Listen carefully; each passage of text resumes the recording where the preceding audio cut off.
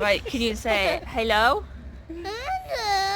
Good morning. Good morning. Welcome to our day.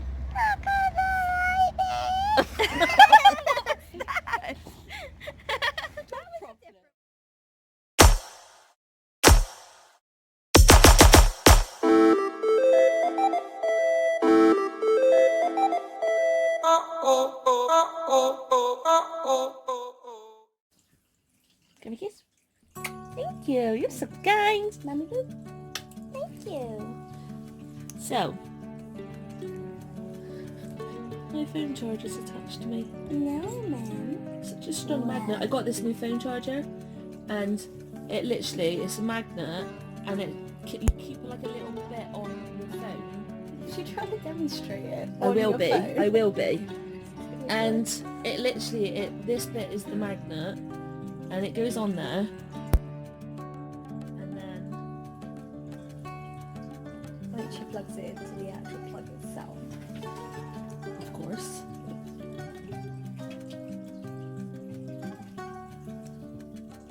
It's flashy like my red one. But this one's cooler. This one is a lot cooler.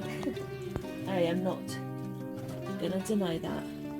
You gazing at the curtains like, what is that? Oh, a sneeze sticker.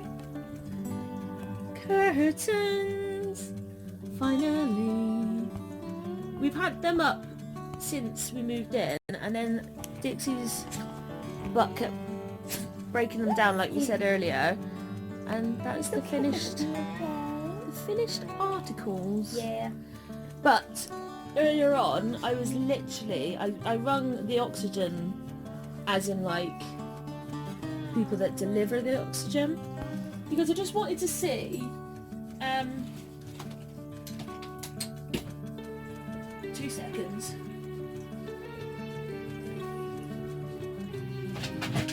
I wanted to see if like Oxygen had contacted them to change anything, but it's not. It's still at like 2 to 4. And then I wanted to see if it had a specific date when the prescription changed, and it was the exact same date as when I went to clinic. And literally I put the phone down, and within a couple of seconds it started ringing again, and it was a private number, and it was what? It was late. I wouldn't have expected. It was gone 6, wasn't it? Because it was after we had tea. Yeah, it was before we had tea. Yeah, because I'm pretty sure I came in and then sat down and waited and then asked you if you wanted tea. Because I was going to start it, but then I saw you on the phone. But it was like at least like 5:30 or something like that. Yeah, it was quite late in the evening, so I answered it anyway because it was a private number. And it was my oxygen team. And ironically, I had just received an email as well from PayPal, pals, and it said that they had contacted the thoracic medicine department about the whole situation, so it was quite ironic that he rung. And he told me that he'd been meaning to contact me back, but had been so busy that he would end up forgetting. And so when I afterwards was just like, what, 6 times? Well, it would have been more than 6 times, because you didn't have to do it like only on that one day that you ran. No. You could have done it like 5 to 6 weeks. Yeah, and I gave up contacting him back because I was just like, what is the point? And obviously I had contacted pals, so I just left it in their hands then. Which obviously worked. Yeah, so I said it's like fine, whatever. And then distracted much. He then was shocked to hear that I had a copy of the the clinic letter, even though he had put me on the back to be copied to. And I said to Charlie, it's a good bloody job we did have a copy, otherwise we wouldn't have known about this. No. About all of these things that he's put down wrong. Yeah. And then he turned around and told me that if he had known that I was going to have a copy of the appointment, he would have made it so that it was in like layman's he would terms. have written it simpler. But it makes no difference because I understand it all anyway because I worked in a hospital. Yeah. And Thanks, man. he seems to think that when I'm on oxygen at home, I'm on a Venturi mask, which is basically like a normal face mask. I'll put in a picture. You get like different coloured valves, and according to each valve, you put it up to certain like different litres, and it changes it to a percentage. I've never had that at home. The only time I have that is when I'm in hospital, because they need to change the percentage, like make the percentage differences, rather than just chucking litres at me. And so that got us like wondering about something that we'll tell you in a minute anyway. And then, which obviously if I was using the Venturi face mask, the absorption atelectasis that he said that I would be getting, that is, you get that because of a Venturi face mask. And if you had been using the face mask like that, you would have been using a face mask when you were in Exactly, clinic, yeah. And he went on to the next bit of, like, because I said, well, what about the whole thing where when I was in clinic with you, you changed my prescription for 2 to 4 litres, and yet in this letter you told me you're stating that I need to be on 1 litre. Which is it? And he was like, I do remember changing your prescription in clinic. And then he was just like, well, when you're just like literally plain sat here, like not talking, not eating, not doing anything to kind of like work up my lungs,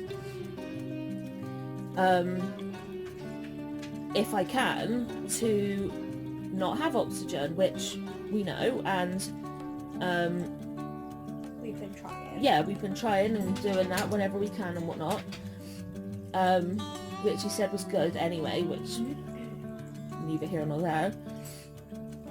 And he turned and said, when I'm sleeping and doing like any form of movement, or when I'm unwell, even at home unwell, then I am to like use my oxygen.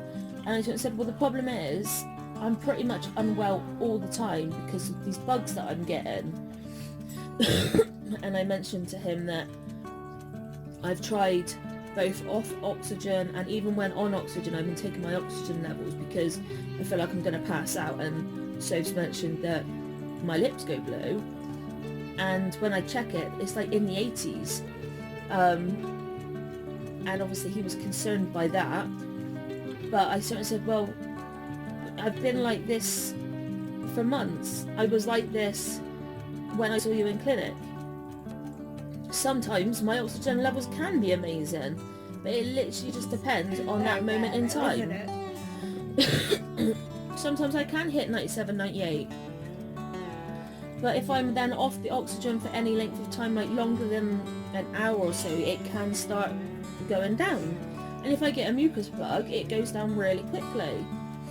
And he just turned and said, like, mentioned, well, did I want to go to see him quicker, or did, like, have I got an appointment with the rest of, like, any of my other chest clinic team? And I said no, but I've just seen immunology, and my chest consultant is like trying to work with immunology to try and find a way to help me as best as I can.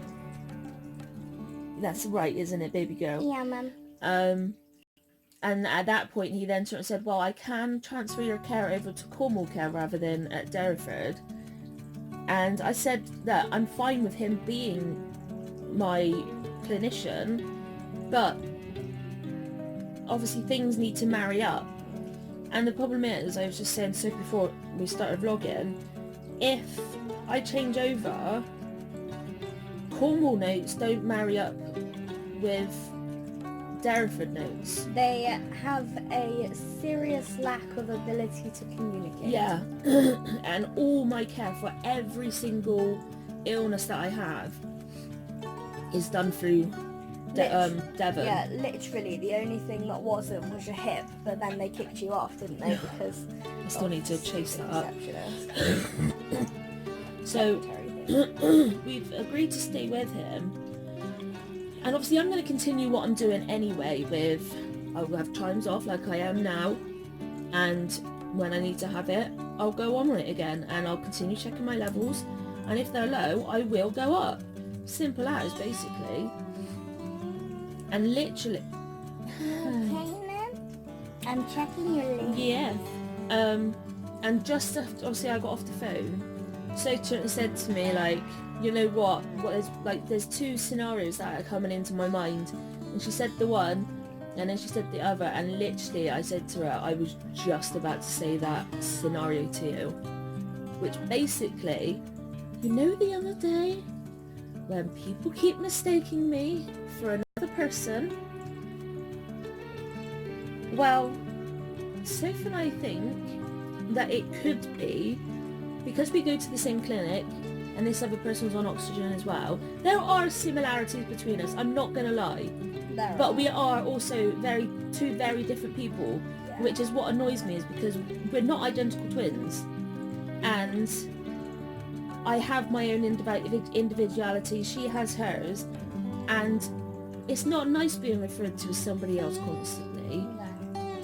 So what Sophie and I are thinking is we were wondering if she had been into clinic lately, and we were wondering if maybe he has mistaken who we are, because this other lady, she has oxygen through her face mask, and it just seems, it marries up, doesn't it? Yeah, it just seems a little bit weird that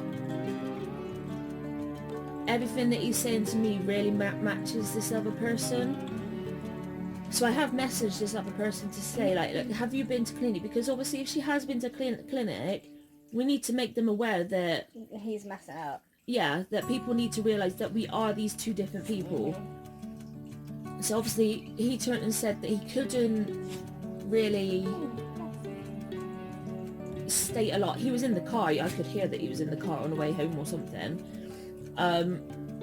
And because he also tried to turn and say that the last couple of times he's seen me in clinic, my oxygen has been really well, and on the ABG it was really well. I was like, you've never done an ABG in clinic? He's like, yeah, I have, and it was really good. I was like, no, you haven't. ABG is arterial blood gas. Oh yeah, so it's like a needle in your wrist, and it can measure your oxygen and carbon dioxide like perfectly. And they're extremely painful, which is why Charlie only ever does them when she's basically out of it in the hospital, not really responsive, really poorly. Yeah. Or when she's literally got no other choice and she's being pinned down to have it done. Yeah. To the extent that I can't even persuade her to do it. And there's a lot of things when she's feeling ill, like taking medications and just waiting or just whatever. There's a lot of things when Charlie's unwell that I can sort of talk her into.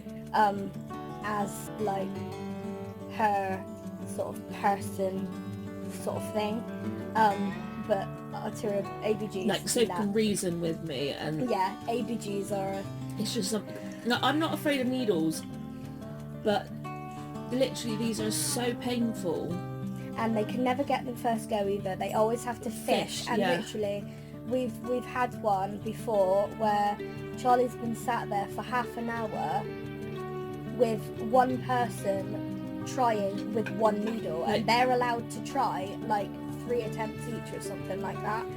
When we say fish, what we mean is I'll just do it on here. So the needle will go in, and if they miss the artery, they keep the needle in your wrist and literally move it like this until they stab it into the artery.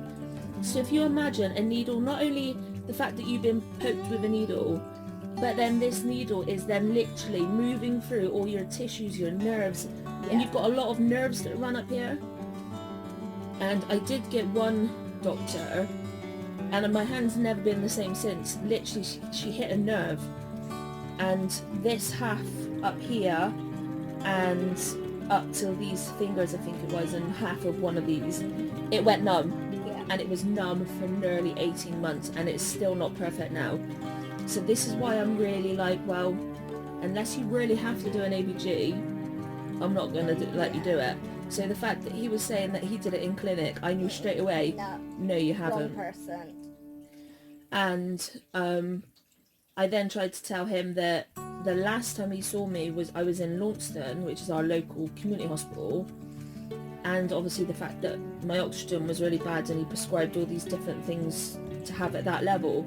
And that's when he turned around and said, well, I don't have your notes here now, so I'll have to go back, look at your notes, but I wanted to ring you back and let you know that I have been trying to contact you and all that crap. Basically, I wanted to ring you because I've had my hand slapped. Yeah. So hopefully he will go away and look at my notes now and actually contact. Yeah, like look into it properly, look at the mistakes he's made, own up to these mistakes, apologise, and then set everything straight. Yeah. So yeah, that's why we seem to think that it might be this other person, like, because he has a picture of a person sitting in clinic having this discussion, doing these procedures, and none of it matches who I am and how our clinic's been. It's not even like there are bits that do and bits that don't. It is a completely different clinical appointment with a completely different person. Yeah. 100%. So hopefully we will hear back from them soonish. I don't know. Maybe, maybe not. But yeah, that's kind of, at least I've heard from him. Might have been because Powell's kicked his ass, but I've still heard from him. Oh, it's cold up here now. No.